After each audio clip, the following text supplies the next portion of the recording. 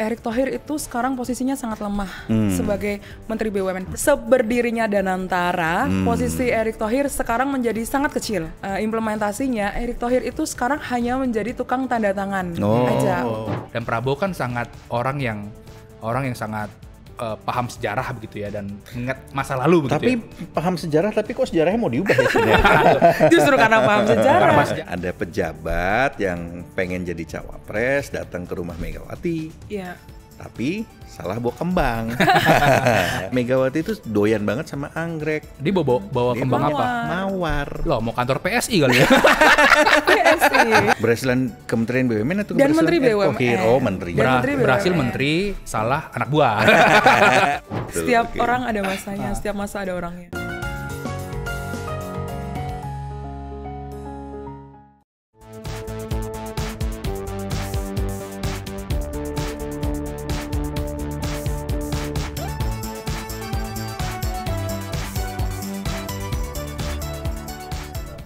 Yuk, jumpa lagi bersama kami di Bocoros Politik bersama saya Stefanus Pramono. Gua Husein Abri Dongoran. Dan Francisca Kristirasana. Untuk mendukung jurnalisme yang investigatif, berkedalaman, tidak dipengaruhi oleh siapapun, baik kekuatan politik, kekuatan uang, silakan teman-teman berlangganan Tempo Plus. Dan buat teman-teman yang ingin membaca laporan-laporan Tempo, silahkan klik di link di deskripsi yang ada di bawah ini. Jangan baca dan sebarkan konten bajakan ya, karena ada hak ciptanya. Selamat Hari Raya Idul Adha buat teman-teman yang merayakan. Selamat Lebaran. Jangan banyak makan kambing, nanti kayak Pram, darah tinggi, marah-marah terus. Ya, cukup yang dikorbankan itu adalah hewan kurban saja, jangan demokrasi. Masuk tuh barang. Masuk, tuh kayak kaosnya Pram. Lawan beredar kayak baru. Pernah dipakai setahun yang lalu, 2 tahun yang lalu ya. Gue ingat nih, ini waktu salah satu menteri itu ya. Iya, waktu bikin video soal Erick Thohir. Ya, jadi sekarang kita akan main Erick Thohir. Erick Thohir. Kita ucapkan juga nggak? Ucapkanlah Iya. Selamat ulang tahun kepada Pak Erick Thohir. ulang tahun yang ke-55 ya, Pak Erick Thohir ini tanggal 30 Mei lalu. Nah, sebagai kado untuk ulang tahun Bapak, kami akan membicarakan soal Pak Erick Thohir ya.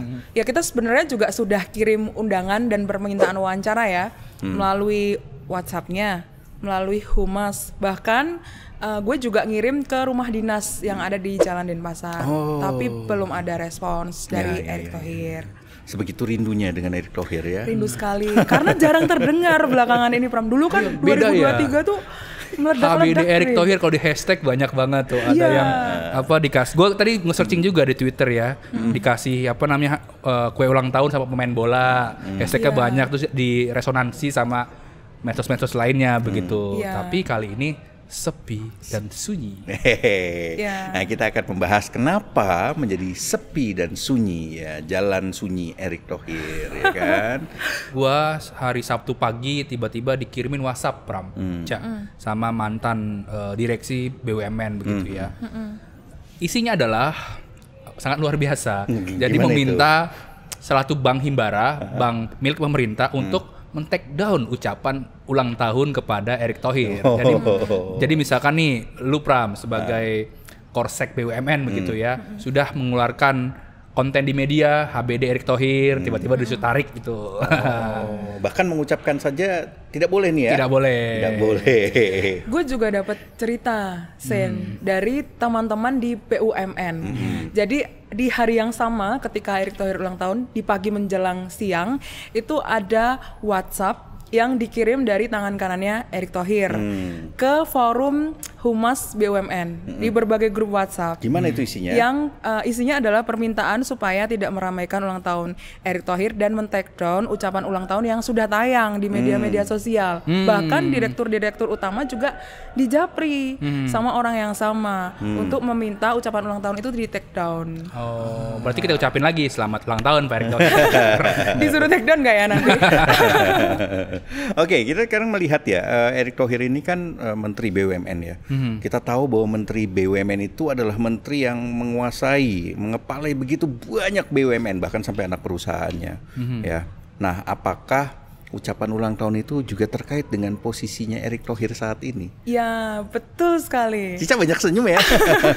Gimana, Ca? Ya, jadi memang sekarang dari berbagai narasumber yang kita wawancara ya, Pram ya, itu mereka menyampaikan bahwa Erick Thohir itu sekarang posisinya sangat lemah sebagai Menteri BUMN, berbeda dengan rezim Jokowi dulu. Oh ya, kalau dulu itu kan Erick Thohir itu menjadi penentu komisaris, Dan direksi gitu ya, Ya. dan hanya BUMN besar Ya. yang dia konsultasikan dengan presiden, ya kan? Nah itu dulu Pram, seberdirinya Danantara, posisi Erick Thohir sekarang menjadi sangat kecil. Wah, Termasuk sebetulnya di hasil revisi Undang-Undang BUMN yang menjadi Undang-Undang nomor 1 tahun 2025 tentang BUMN, itu sebetulnya ada tugas dan fungsi Kementerian BUMN dan Menteri BUMN. Yeah. Di situ salah satunya adalah menyelenggarakan RUPS, rapat umum pemegang saham, dan juga menunjuk gitu ya, dan menunjuk lah ya komisaris dan direksi.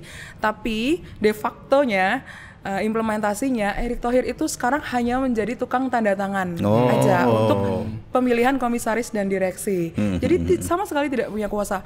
Dulu sebelum pemerintahan Prabowo, komisaris dan direksi itu ditentukan oleh Erick Thohir. Dan kadang berkonsultasi juga sama Sesnek, Pratikno Ya, ketika Pratikno. itu. Tadi Pram sudah sedikit spill kan beberapa BUMN besar. Contohnya adalah Pertamina, lalu juga bank-bank Himbara milik pemerintah begitu ya. Itu memang dikonsultasikan ke presiden ketika itu adalah Joko Widodo. Yeah. Nah sekarang Erick Thohir ini yang memang hanya sampel saja Pram. Bahkan nama-nama yang diajukan itu juga terpental begitu informasi yang kita dapat. Nah, siapa yang pemegang kekuasaan menunjuk direksi dan komisaris? Nah, ini narasumber yang kita temui ya lah ya sepanjang pekan ini itu menunjuk dua nama. Yang pertama orang dekatnya Prabowo, lengkapnya bisa dibaca majalah Tempo. Lalu yang kedua adalah Doni Oskaria. Doni Wakil Oskaria. Menteri BUMN. Betul, dan dia juga sekaligus COO Danantara. Betul. Dan kita juga dapat info ya bahwa Erick Thohir ini bahkan untuk berbagai keputusan yang strategis yang menyangkut BUMN itu tidak lagi dilibatkan, Betul, ya kan? betul. Salah satunya adalah pengucuran dana Investasi untuk Garuda. yang nilainya jumbo sekali itu, 20 triliun ya. Ada investasi dari Danantara untuk Garuda yang kebutuhannya itu untuk maintenance dan leasing. Leasing itu untuk penambahan pesawat baru dan segala macamnya senilai 20 triliun. Nah, dengan aksi korporasi yang besar ini, sebelum-sebelumnya tentu saja Menteri BUMN punya wewenang penuh untuk karena dia pemegang portofolio BUMN.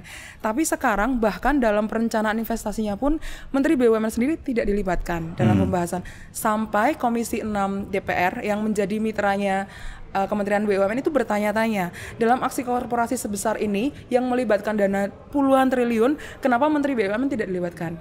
Pertama, karena nanti tanggung jawabnya pada siapa. Yang kedua, Danantara sendiri juga tidak berkonsultasi dengan Komisi 6 DPR gitu. Jadi komisi-komisi anggota-anggota Komisi 6 DPR ini bertanya-tanya gitu. Ini nanti pengawasannya gimana nih kan? Transparansinya seperti apa? Bahkan ke wakil rakyat pun tidak dilakukan proses seperti itu. Kita udah ketemu ya sama orang-orang yang ada di Komisi 6 kan yang kemudian bercerita soal itu ya.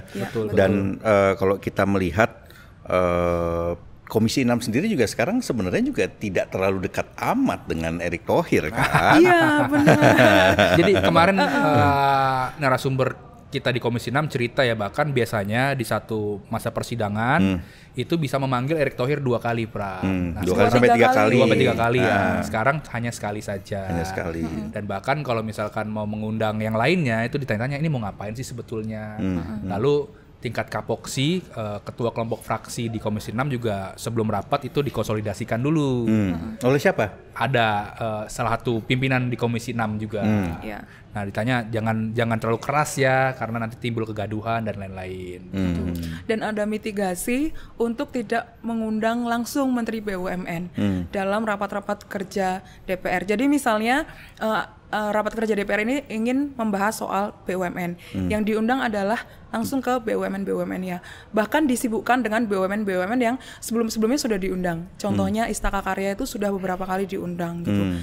Dan memang ada pesanan dari salah satu pimpinan ya di Komisi 6 supaya tidak sering-sering menghadirkan Erick Thohir gitu. Itu ada kaitannya juga dengan pimpinan DPR nggak sih kira-kira? Ya tentu saja. Ini Jadi lebih linknya kekaitan kelihatan politik ya. Makanya kalau bisa diperhatikan ya, ini Komisi 6 beberapa kali mengundang BUMN yang punya beban pembayaran Utang lah ya. hutang yang besar gitu kepada para kontraktor. Ya, langsung ya diundangnya ya, langsung. tidak lagi melewat Erick Thohir. Iya, iya. Sebetulnya upaya untuk mengerdilkan posisi Erick itu kan juga sudah pernah kita tulis dalam revisi Undang-Undang BUMN. Saat itu dalam pembahasan revisi Undang-Undang BUMN kan banyak sekali peran Kementerian BUMN atau Menteri BUMN yang kemudian diprotoli kan. Bahkan sempat ada wacana untuk membubarkan Kementerian BUMN, tapi saat itu Menteri BUMN Erick Thohir diselamatkan oleh Jokowi. Nah, itu nanti di detailnya ya. bagian Nanti Jokowi ceritain nanti ya. Di majalah Tempo. Tapi gini, kan kita tadi sudah menyinggung soal Doni Oskaria.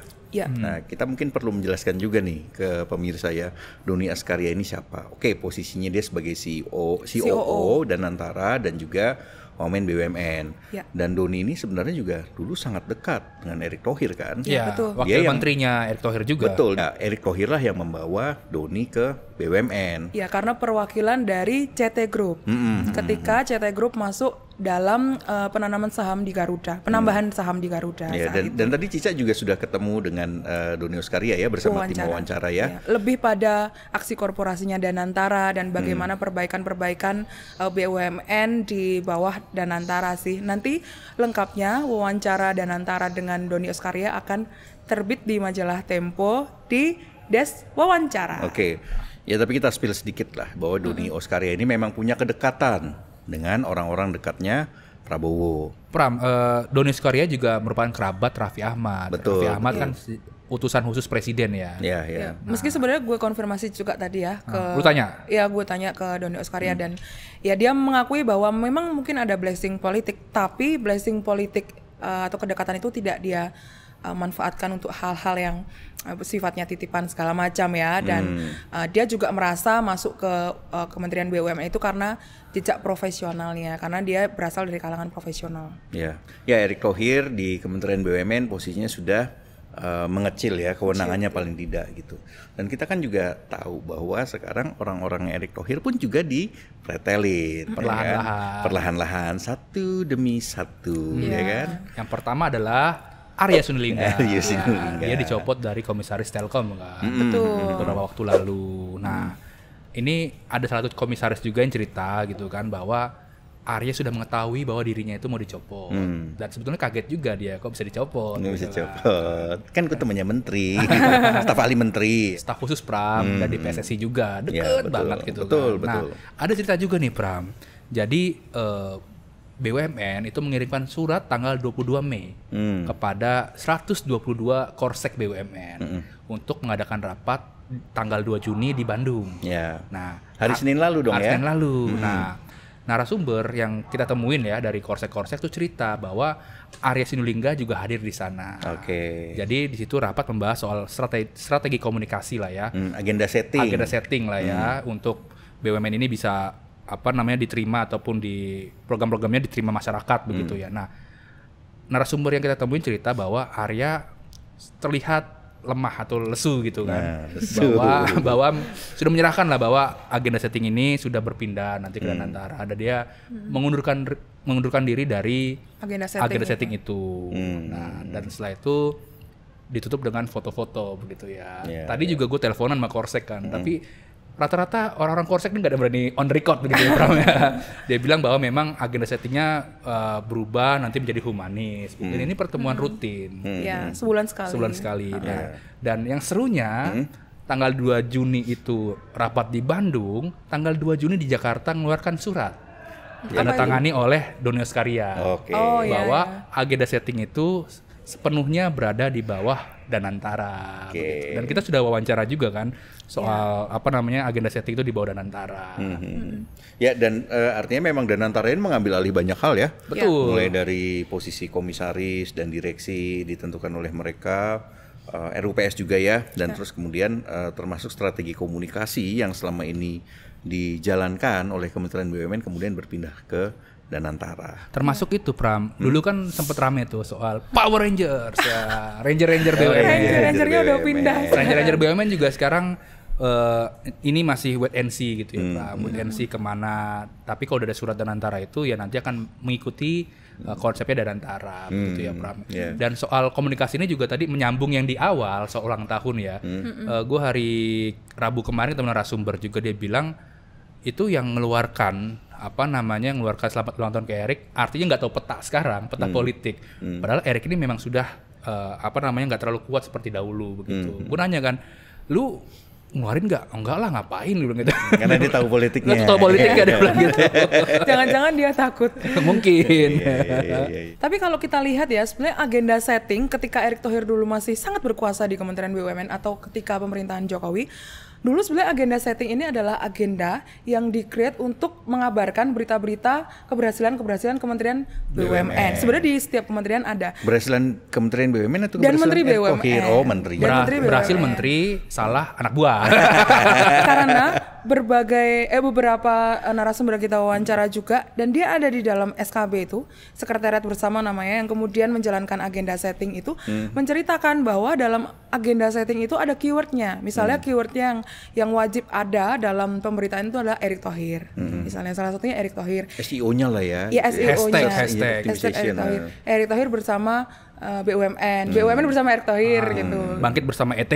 Iya gitu. Dan sebetulnya di data Don Emprit juga ada ya. Iya. Jadi kita juga wawancara dan minta tolong Don Emprit ya soal big datanya di media sosial ya. Gue minta tolong beberapa hashtag dan dia juga kerjakan seperti itu, khususnya soal yang HBD Erik. Dia bilang di 2023 hasil pendataan 2023 itu banyak sekali konten HBD Erik. 2024 Happy birthday Erick Thohir. HBD gitu Erick ya. Thohir. Lalu di 2024 berkurang Karena udah itu sudah selesai Pilpres. 2025 lagi lebih jeblok berkurang begitu.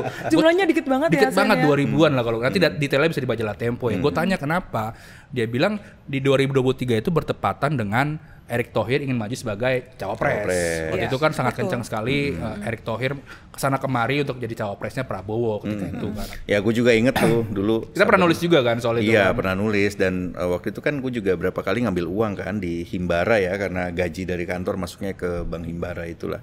Begitu ngambil itu, tidit di layarnya tuh mukanya Erick Thohir. Gitu. Sekarang udah nggak ada Sekarang udah nggak ada.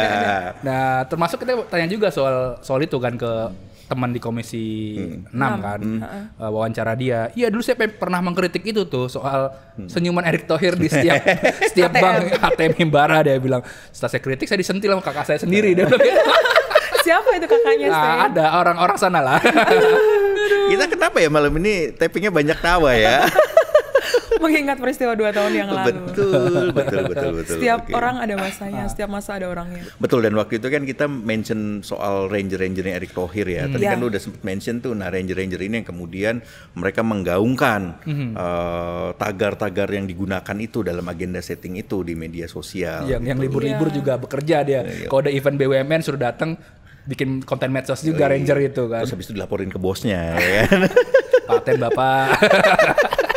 Nah Pram, tapi selain Ranger segala macam, ini narasumber banyak yang cerita juga bahwa orang-orang dekatnya Erick juga selain yang tadi ya, yang Arya Sinulinga di Telkom, yang lain-lain itu mau dicopot. Kan ada juga tuh yang di PTPN gitu kan, yang di Semen Indonesia begitu ya. Dan anak muda ya. Anak-anak muda itulah yang yang ada yang dari partai juga itu ya? Iya, yang mawar-mawar itu. Apa sih? PSI. PSI. Itu juga mau dicopot. Nah, menunggu RUPS. Menunggu RUPS. Mereka membaca sebentar lagi mereka membaca orang-orang itu bakal segera selesai lah sebagai komisaris di BUMN. Dan nanti sampai Desember Pramsen akan ada pergantian komisaris dan direksi yang jumlahnya tuh cukup besar. Oke, nanti detailnya bisa dibaca di majalah Tempo juga nih, karena ada berbagai perubahan lain ya.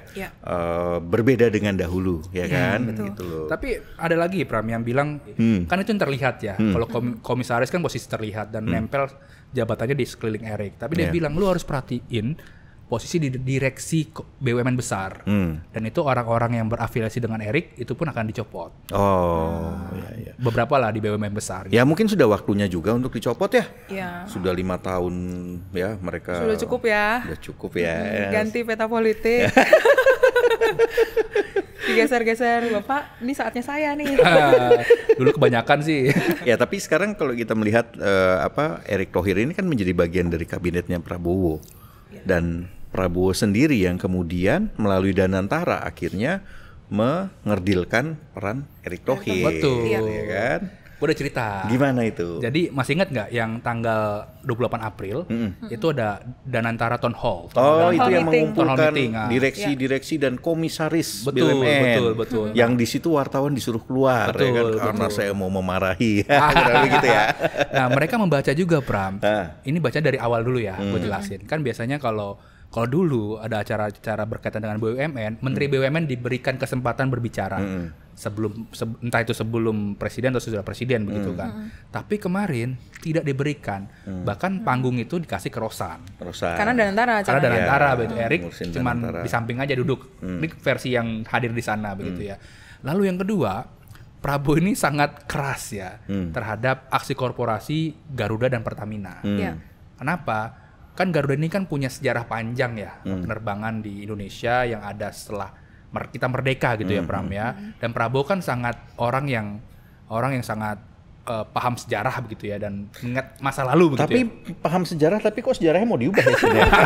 Justru karena paham sejarah. Karena sejarah. Makanya mau diubah. Betul, Namanya betul. pemenang menentukan sejarah ya kan. Betul. Nah, dia sangat menyesalkan bahwa kok Garuda malah seperti ini. Bukan aja selamatkan, malah membuat penerbangan lain, yaitu Pelita.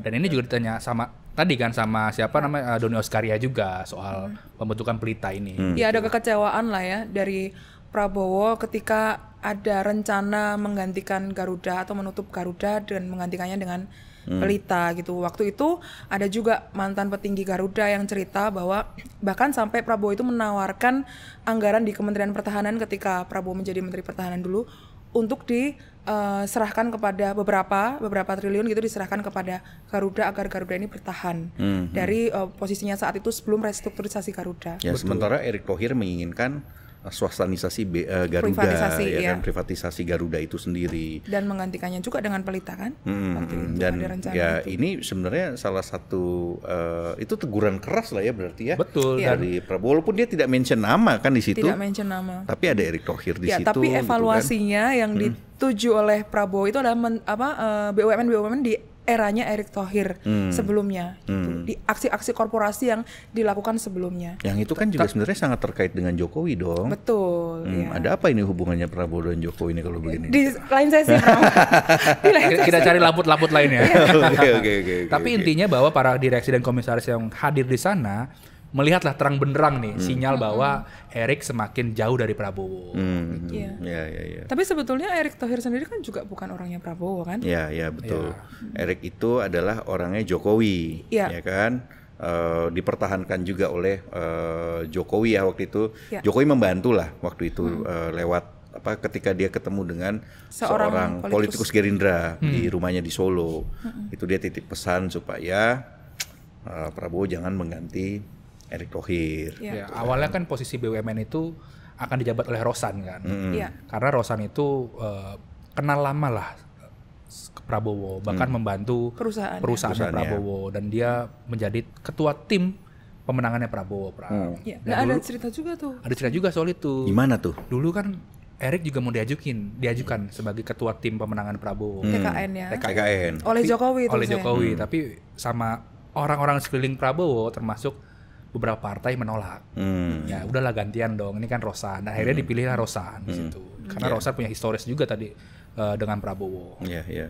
Ya, Erick Thohir ini kan dulu sempat digadang-gadang jadi cawapres ya kan. Iya. Cawapresnya Prabowo. Ingat nggak? Dulu pernah tuh satu mobil bareng tuh bertigaan tuh kan. Prabowo, Erick Thohir sama Jokowi gitu. Dan sebelumnya juga Erick Thohir ini juga menjadi salah satu kandidat Wapres yang dipertimbangkan oleh PDIP kan. Yang ingat nggak waktu itu kita pernah mention juga tuh ada pejabat yang pengen jadi cawapres datang ke rumah Megawati. Iya. tapi salah bawa kembang. Itulah orangnya. Itulah orangnya. Harusnya bawa kembang apa, anggrek. Pram? Bawanya kembangnya anggrek karena Megawati itu doyan banget sama anggrek. Dia bawa Dia kembang apa? Mawar. Loh, mau kantor PSI kali ya? PSI. Iya. Dan waktu cawapres-cawapresan itu kan juga sempet kan sebetulnya Erick Thohir mencari SKCK ya, Yeah. atau mengurus SKCK saat itu. Dan ternyata beberapa narasumber yang kita wawancarai yang mengetahui itu, ternyata tim yang membocorkan SKCK-nya Erick Thohir itu adalah timnya Erick sendiri.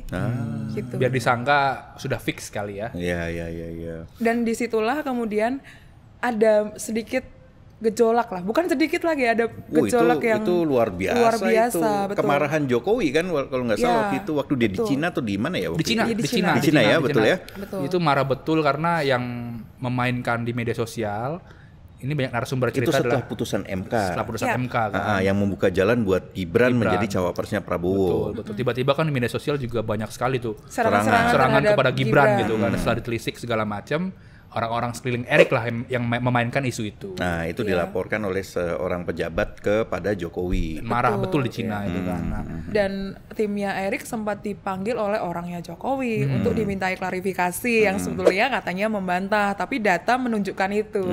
Dan itu yang tadi salah satu yang terlempar itu kan. Betul. Yang dulu ngelarang BUMN pasang iklan di Tempo ya kan. oh ada larangan itu ya? Ada. Gimana tuh? Ada. Ini hubungannya sama Ranger gak sih? Ada kaitannya dengan Ranger itu. Tapi BUMN di era Erick kan. BUMN di eranya Iya. Erick gitu ya. Kalau mau pasang iklan ya pasang, kalau nggak pasang iklan juga nggak apa-apa ya, kita mah santai aja. Karena kami hidup dari pelanggan ya kan. Dari pemirsa. Dari pemirsa.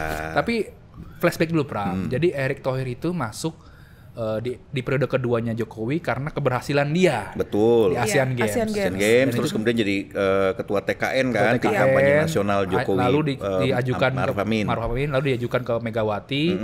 Ini jadi jadi Menteri BUMN begitu ya.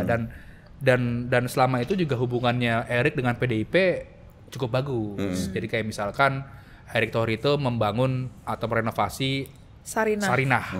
Lalu juga pameran-pameran Soekarno dimasifkan begitu kan, dan juga ada satu lagi yaitu kek kesehatan di Bali. Jadi karena Megawati itu suka tanaman-tanaman herbal dan lain-lain, di Bali dibuat loh KEK itu. Kawasan ekonomi khusus. Betul. Ya, betul. Dan beberapa narasumber PDIP juga cerita ya bahwa memang secara hubungan pribadi dengan keluarga Megawati itu bagus. Tapi kalau partai enggak, dia bilang begitu. Itu menurut beberapa teman di PDIP adalah salah satu cara pendekatannya Erick juga ke ketua umum PDIP waktu itu ya, Megawati ya. Salah satunya dengan tadi ketika merenovasi Sarinah, kemudian menghadirkan karya-karya seni eranya Bung Karno dulu yang disimpan di gudang lama gitu, kemudian dikeluarkan lagi. Disitulah kemudian Erick mengundang dan menggandeng Megawati kan hadir untuk kan hadir saat di Sarinah dalam itu. peresmian Sarinah. Juga ketika waktu itu ada acara KEK kesehatan di Bali. Nusa Dua di Bali, kemudian juga Megawati juga dihadirkan. Selain PDIP kan Erick juga dekat juga dengan partai-partai lain. PAN ya, PAN, salah satunya. iya. Bahkan tadi gue wawancara Viva Yoga ya, wakil ketua umum PAN dan sekarang wakil Menteri Transmigrasi ya.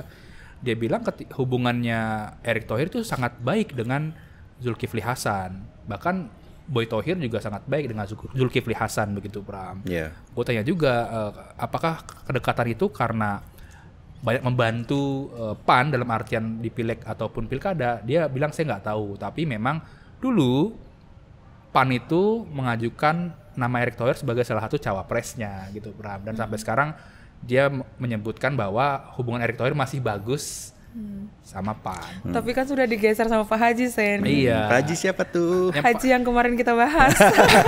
Pak Haji Isyam. Ya. Gitu. Pram, sikap Tempo soal Erick yang terpinggirkan ini gimana, Pram? Bahagia atau gimana? Jangan. Ya. Enggak, yang sebenarnya kalau kita melihat posisi Erick Thohir ini menunjukkan juga tata kelola BUMN di negara ini, dan kita melihat ya ini ugal-ugalan pengelolaan BUMN kita. BUMN itu kan sebenarnya kan harusnya kan untuk kepentingan publik juga ya. Betul bahwa dia kemudian harus mencari untung, tapi juga harus ada manfaatnya untuk publik. Nah sekarang kita melihat nih Erick Thohir terpinggirkan dan di situ masuk lagi yang lain, Danantara yang pembentukannya dan juga pengelolaan dananya ugal-ugalan. Ya Tempo sudah mengeluarkan berbagai liputan soal Danantara ini. Teman-teman bisa baca langsung ya. Kenapa kemudian kami menganggap Danantara itu ugal-ugalan. Dan rasanya kalau sudah begini kepercayaan publik pada BUMN, juga pada Danantara dan pada pemerintah itu sendiri juga akan makin tergerus. Mantap Ram. Oke, saksikan terus Bocor Halus Politik di YouTube Tempo.co dan kalian bisa mendengarkannya di Spotify Bocor Halus Politik. Sampai jumpa. Dadah.